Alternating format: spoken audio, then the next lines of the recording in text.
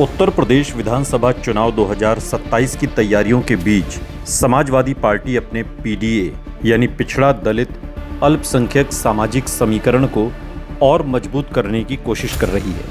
इसी रणनीति के तहत कांग्रेस छोड़कर समाजवादी पार्टी में आए वरिष्ठ नेता नसीमुद्दीन सिद्दीकी की एंट्री को राजनीतिक रूप से महत्वपूर्ण माना जा रहा है।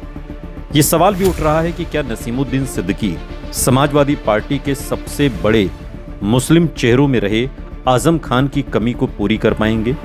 इसका जवाब पूरी तरह हाँ या ना में देना आसान नहीं है, क्योंकि दोनों नेताओं की राजनीतिक शैली, सामाजिक आधार और प्रभाव क्षेत्र अलग अलग रहे हैं। आजम खान समाजवादी पार्टी के संस्थापक नेताओं में रहे हैं। उन्होंने लगभग 4 दशकों तक रामपुर, मुरादाबाद मंडल और पूरे पश्चिमी उत्तर प्रदेश में मुस्लिम राजनीति का एक मजबूत चेहरा तैयार किया। उनका प्रभाव केवल रामपुर तक सीमित नहीं था, बल्कि संभल, अमरोहा, बिजनौर, मुरादाबाद, बरेली, पीलीभीत और पश्चिमी उत्तर प्रदेश के कई मुस्लिम बहुल इलाकों तक माना जाता था।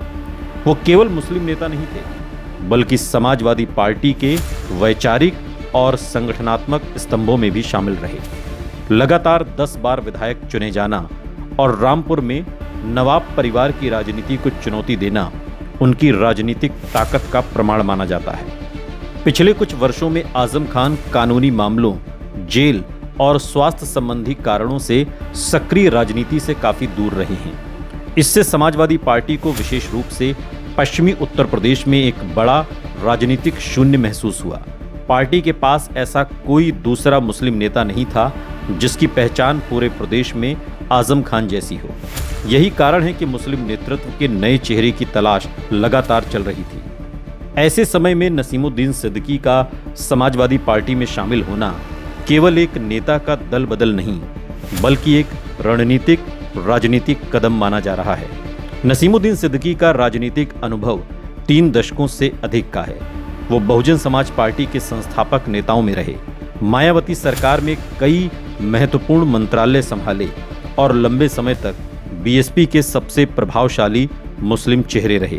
बाद में उन्होंने कांग्रेस का दामन थामा और 2026 में समाजवादी पार्टी में शामिल हुए। अखिलेश यादव ने स्वयं उनकी एंट्री को 2027 के चुनाव के लिए महत्वपूर्ण बताया।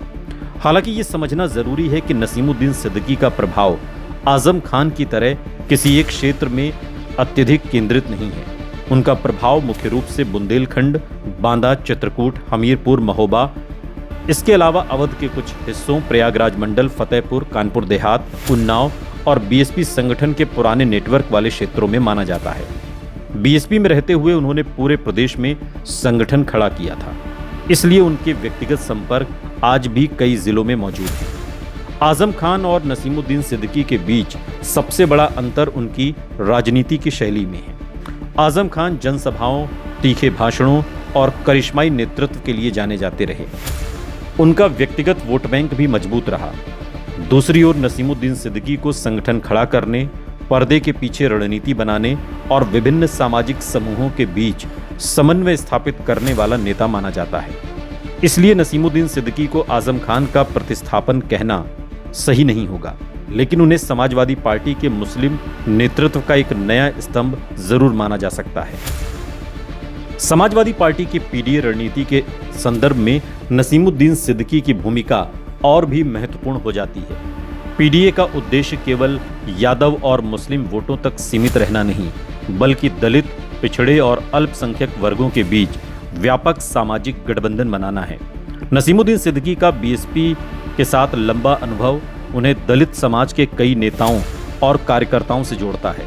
यदि वो बीएसपी के पारंपरिक वोट बैंक के एक छोटे हिस्से को भी समाजवादी पार्टी की ओर आकर्षित करने में सफल होते हैं, तो कई करीबी सीटों पर इसका असर पड़ सकता है।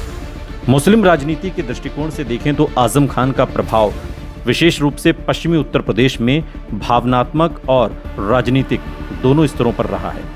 वहीं नसीमुद्दीन सिद्दीकी का प्रभाव पूरे प्रदेश में अपेक्षाकृत फैला हुआ है, लेकिन किसी एक क्षेत्र में आजम खान जैसी व्यक्तिगत पकड़ नहीं मानी जाती।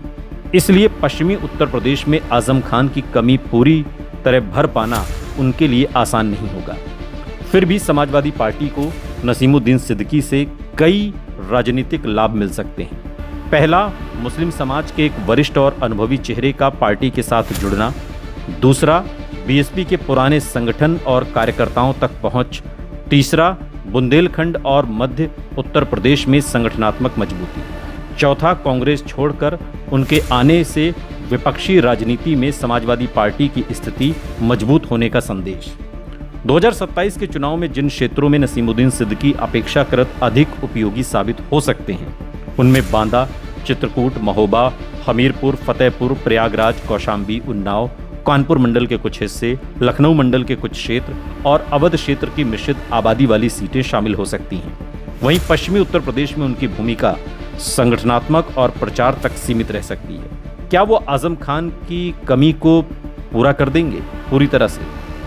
उपलब्ध राजनीतिक तथ्यों के आधार पर इसका उत्तर नहीं है। आजम खान का व्यक्तिगत जनाधार, रामपुर क्षेत्र पर पकड़ और समाजवादी आंदोलन से उनका ऐतिहासिक जुड़ाव अलग स्तर का रहा है।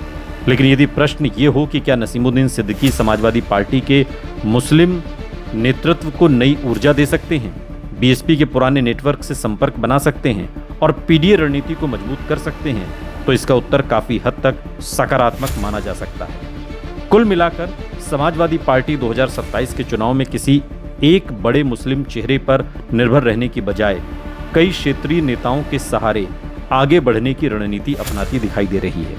इस रणनीति में नसीमुद्दीन सिद्दीकी एक महत्वपूर्ण कड़ी बन सकते हैं। वो आजम खान की राजनीतिक विरासत का पूर्ण विकल्प नहीं है, लेकिन संगठन, अनुभव, मुस्लिम समाज में स्वीकार्यता और बीएसपी के पुराने सामाजिक नेटवर्क के कारण अखिलेश यादव के लिए एक उपयोगी सहयोगी अवश्य साबित हो सकते हैं।